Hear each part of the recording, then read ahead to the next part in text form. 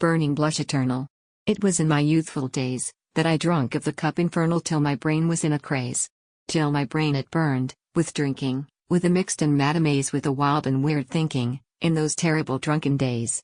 It was in the days so solemn, in a sweet and sunlit year, when nature's glorious volume was writ in pages dear dear with the dearest story, sweet with the sweetest song, bright with the brightest glory, in the old year loved, and long, that reeling rabid raving, singing a soulless song, with a crawling, creeping, craving for something strange and strong.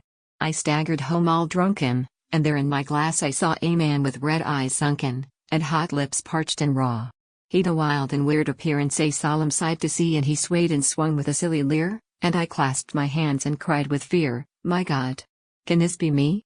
Oh, I thought my heart would smother, as I fell with a gasping groan, and I thought of my poor old mother, in the little holy home, and then with terror turning, I turned from myself away, with tongue at all black and burning, I tried but I couldn't pray. And there on my cheek all glowing, I felt a demon's breath, I saw his eyes and knew the size of the thing from the land of death.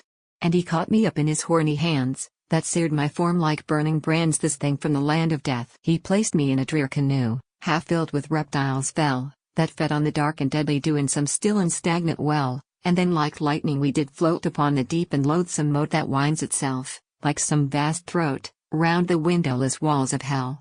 I woke with a wild and winged scream.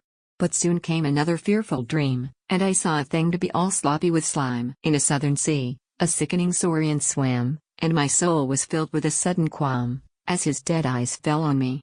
He raised his long and glittering tail, that lashed the waters like a flail, till all that southern sea was thick with creatures full of fright, that cried in fear with all their might, but none so loud as me. He took me up I know not how and bore me, ah! I feel it now, swift through the southern sea. The water from his warty sides rolled huge and high like tropic tides, and his vast claws, with ponderous stroke, the fainting waters easy broke, of that solemn summer sea, and I his high-hinged jaw bestrode, and o'er the slippery water rode. At last it seemed long years the shore before my heated eyes upbore, greenless 'twas a land of mud, the saurian dropped me with a thud, I sank into the mass, a cry rushed from my parched up lungs on high. And lo, I found within my bed a stealthy crawling thing of dread. T knew that I was wide awake, but saw in this vile thing a snake, long and strong, red-bellied, he this offspring of the southern sea. From his dank sides oozed out a sweat that all my form and features wet. 154 The Khan's Canticles. With his firm coils he wound and wound, till my weak limbs were firmly bound. Upon my cheek I felt the float of his black blood, within his throat, his gummy tongue my white lips sealed. I could not cry, my senses reeled. I knew no more but just to be a floating something in the sea. Next morn I woke, my sense returned, but still my heart and temples burned. But on my knees, mid thirst and pain, I swore I'd never drink again,